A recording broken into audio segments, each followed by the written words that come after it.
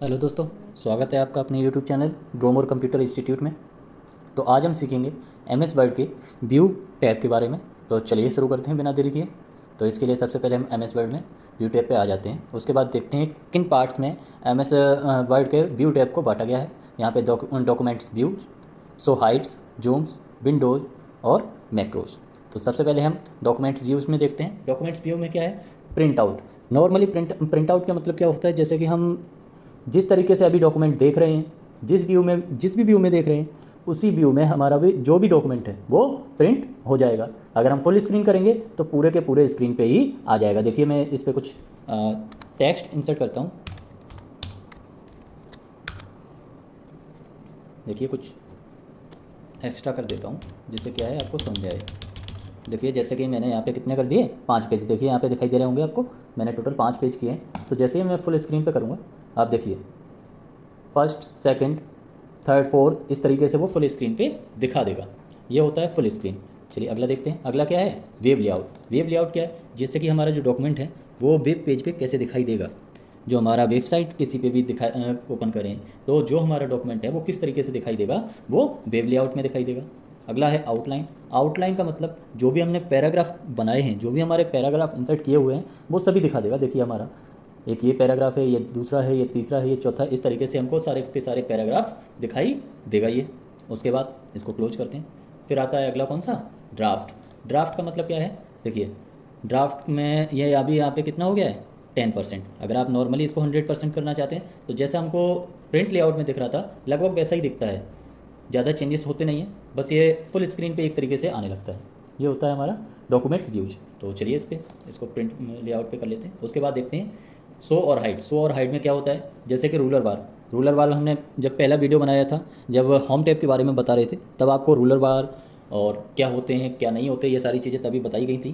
तो देखिए, तो इसमें सबसे पहले रूलर बार को देखना है या नहीं देखना है, ये हम यहाँ से डिसाइड कर सकते हैं। यहाँ से अगर चेक बॉक्स से सही का मार्क को हटा देंगे तो रूलर बार हाइड हो जाएगा, लगा देंगे तो रूलर बार हमको दिखाई देने लगेगा। ये देखिए, ये हमारा हॉरिजेंटल, ये वर्टिकल। उसके बाद ग्रिड लाइन। जो एरिया, जिस एरिया में हम टाइपिंग कर रहे हैं, जिस एरिया के अंदर हम अपना टेक्स्ट सारा लिख रहे हैं, उस एरिया के अंदर हमारी ग्रिड लाइन ऐड हो जाएंगे। देखिए, ये सारी की सारी ये टेक्स्ट यहाँ तक लिखा हुआ है, इस तरीके से हम यहाँ पे कर सकते हैं। अगर चेक बॉक्स से हटा देंगे तो ग्रिड लाइन हट जाएंगी। उसके बाद मैसेज बार, डॉक्यूमेंट मैप। डॉक्यूमेंट मैप में क्या है? जैसे कि अभी हमने कौन सी एक हेडिंग बनाई हुई है यहाँ पे, ग्रोमोर कंप्यूटर इंस्टीट्यूट। अगर हम चाहते हैं कोई और हेडिंग बनाना तो उसको यहाँ पे जब बना देंगे, देखिए हेडिंग को बनाने के लिए क्या हम यहाँ पे आते हैं और हेडिंग 1 कर देते हैं, एंटर कर देते हैं। इसको हेडिंग 2 कर देते हैं। तो यहाँ पे ये हमको डॉक्यूमेंट मैप में सारा कुछ दिखाई देगा। देखिए, हम दोबारा से करते हैं इसको, डॉक्यूमेंट मैप। ये हमारा अभी किसी प्रॉब्लम की वजह से दिखाई नहीं दे रहा। ये हमारा जो मेन हेडिंग है इसको दिखाई दे रहा है। वैसे यहाँ पे इसमें जो हमारी हेडिंग्स बनाते हैं उन हेडिंग्स को शो करता है डॉक्यूमेंट मैप में।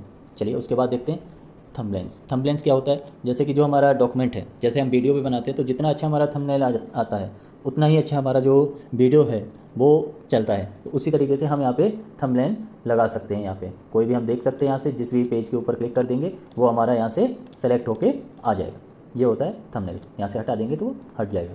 उसके बाद जूम परसेंट अगर डायरेक्ट हम कितना भी कर लें, मान लीजिए यहाँ से हम 100 कर लें, कितना ही कर लें, जैसे हम 100% पे क्लिक करेंगे वैसे हमारा 100% आ जाएगा। जूम अगर हम चाहते हैं यहाँ से अपने कस्टम जूम करना चाहते हैं 200%, 75% या पेज विड्थ के हिसाब से या कुछ भी, तो वो हम यहाँ से कर सकते हैं। यहाँ से हम अपने हिसाब से परसेंटेज दे सकते हैं और जैसे ही हम ओके करेंगे तो वो हो जाएगा। देखिए, उसके बाद हम इसको क्लोज करते हैं एक बार। ये देखिए, ये हमारा हो गया है।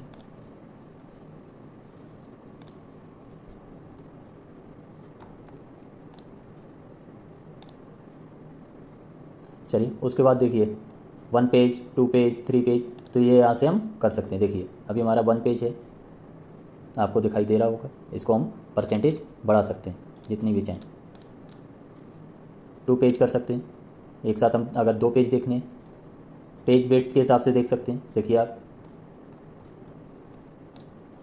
उसके बाद हमारा आता है विंडोज़। विंडोज़ में क्या है, न्यू विंडोज़। अगर हम यहाँ से डायरेक्ट किसी नई विंडो लेना चाहते हैं तो हम यहाँ से डायरेक्ट इसके ऊपर क्लिक कर देंगे और हमारी जो है एक न्यू विंडो ओपन होके आ जाएगी। देखिए ये हमारा डॉक्यूमेंट 1 है, ये हमारा डॉक्यूमेंट 2 है। डायरेक्ट हम दूसरी न्यू विंडो पे पहुँच गए। यहाँ पे भी देखिए टाइटल बार में भी दिखाई दे रहा होगा डॉक्यूमेंट 2।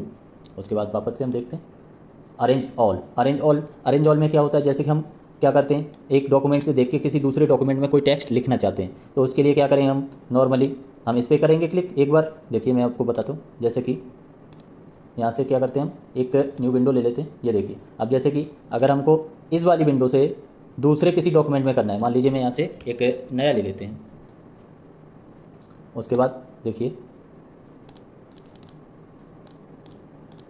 अब जैसे कि हमको यहाँ पे कोई टेक्स्ट लिखना है तो हम क्या करेंगे, यहाँ इस पे जाएंगे, फिर यहाँ से देखेंगे, फिर इस विंडो से वापस से उसी विंडो पे जाएंगे। तो इसके लिए हम क्या कर सकते हैं, व्यू टू एज में जाके यहाँ से अरेंज ऑल पे क्लिक कर सकते हैं। तो जिस भी विंडो में से या जिस भी फाइल में से हमको देख के लिखना है, मान लीजिए इसको हम हटा देते हैं, इस वाली फाइल में से हमको देख के उस वाली फाइल में कुछ लिखना है मान लीजिए, तो इसकी हम पहले तो यहाँ से थोड़ी सी लेंथ बढ़ा लेंगे, इसकी भी बढ़ा लेंगे। अब जो भी हमको लिखना है वो यहाँ से लिख सकते हैं। अगर इसको हम साइड बाई साइड देखना चाहते हैं तो यहाँ से देखिए साइड बाई साइड कर सकते हैं यहाँ से। अब जो भी हमको इस डॉक्यूमेंट से देख के लिखना है वो हम अपने लेफ्ट वाले डॉक्यूमेंट में आराम से लिख सकते हैं। ये होता है हमारा अरेंज ऑल का मतलब। तो चलिए आगे देखते हैं अगला क्या है। अगला हमारा आ जाता है स्प्लिट। मतलब अगर हमको किसी भी अपने डॉक्यूमेंट को दो भागों में बांटना है, मान लीजिए यहाँ से हमको ये दूसरा भाग करना है और ऊपर वाला दूसरा, या हमको किसी और जगह पे करना है, तो वो हम यहाँ से दो भागों में डॉक्यूमेंट को बांट सकते हैं। एक डॉक्यूमेंट हमारा फ्रीज रहेगा, अगर हम उसको स्क्रॉल करेंगे तो ही होगा, नहीं तो नहीं होगा। देखिए हमारा ये दूसरा भाग हो गया डॉक्यूमेंट का और ये हमारा एक दूसरा भाग हो गया। देखिए इस तरीके से हम स्प्लिट कर सकते हैं। और वापस से अगर करना है तो वापस से उसको जाके वहीं छोड़ दीजिए, पहला ही भाग रह जाएगा। उसके बाद हमारा साइड बाई साइड ये हमारा इसी से हो जाता है। उसके बाद स्विच विंडो, अगर हमारी कई सारी विंडो खुली हुई हैं, अभी हमारी कितनी है, केवल एक डॉक्यूमेंट खुला हुआ है। अगर हम यहाँ से मान लीजिए एक नया डॉक्यूमेंट ले लिया, अब यहाँ से व्यू में जाते हैं, स्विच विंडो, अगर हमको डॉक्यूमेंट 1 में जाना है तो डायरेक्ट यहीं से कर देंगे, डॉक्यूमेंट 2 में जाना है या 3 में जाना है तो डायरेक्ट यहीं से पहुँच जाएंगे। ये होता है स्विच विंडो, देखिए आप। उसके बाद लास्ट आता है हमारा मैक्रोज। मैक्रोज क्या करता है, जैसे कि हम कोई भी काम कर रहे हैं, मान लीजिए हम पहले वाले दूसरे स्विच में जाते हैं, दूसरे में। उसके बाद क्या है, जैसे कि यहाँ से अगर हम कोई काम कर रहे हैं जिसकी हमें बार बार ज़रूरत पड़ रही है तो हम क्या करेंगे, जैसे कि अब चलिए मैं आपको करके दिखाता हूँ। यहाँ से व्यू मैक्रोज के अंदर जाते हैं, उसके बाद रिकॉर्ड में करते हैं। रिकॉर्ड में क्या है, यहाँ पे एक बटन का है, एक कीबोर्ड का है, तो कीबोर्ड का हम करेंगे। और यहाँ से देखिए आप एक नॉर्मल सा यहाँ पे कोई नाम दे दीजिए और यहाँ पे एक शॉर्टकट की बना लीजिए। शॉर्टकट की बना लीजिए यहाँ पे मान लीजिए, और शॉर्टकट की ऐसी बनाइएगा जो आप रेगुलर यूज ना करते हो। जैसे कि मैंने यहाँ पे बना लिया शॉर्टकट की Windows+7 या Alt+L ले लीजिए, Alt+L ले ली और इसको एक यहाँ से ये हो गया, यहाँ से असाइन कर देंगे और क्लोज कर देंगे। उसके बाद अगर आपको कोई भी काम करना है, देखिए यहाँ पे एक रिकॉर्डिंग का सिंबल आ रहा है, तो अगर आप चाहते हैं कि आप एक हेडिंग कोई बनाते हैं तो उसके लिए क्या करेंगे, सबसे पहले हम टेक्स्ट को बोल्ड करेंगे, साइज बढ़ाएंगे, कलर सेट करेंगे। उसके बाद कोई आप टेक्स्ट लिखोगे या कुछ भी करोगे तो और आप यहाँ से कोई बैकग्राउंड में कुछ लगाओगे, ठीक है। तो इस तरीके से आप सेटिंग कुछ करोगे तो ये यहाँ से करोगे और उसके बाद आप टेक्स्ट लिखोगे। तो ये चीज़ अगर आपको बार बार करनी पड़ रही है तो इसके लिए आसानी से जो आप मैक्रोज है उसका यूज कर सकते हो। देखिए अच्छा, अब इसके लिए सबसे पहले हम क्या करेंगे, स्टॉप मैक्रोज कर देंगे। अभी हमारा फॉर्मेटिंग क्लोज हो गई है। उसके बाद आप चाहते हैं होम में वापस जाके इसको क्या कर देते हैं, नन।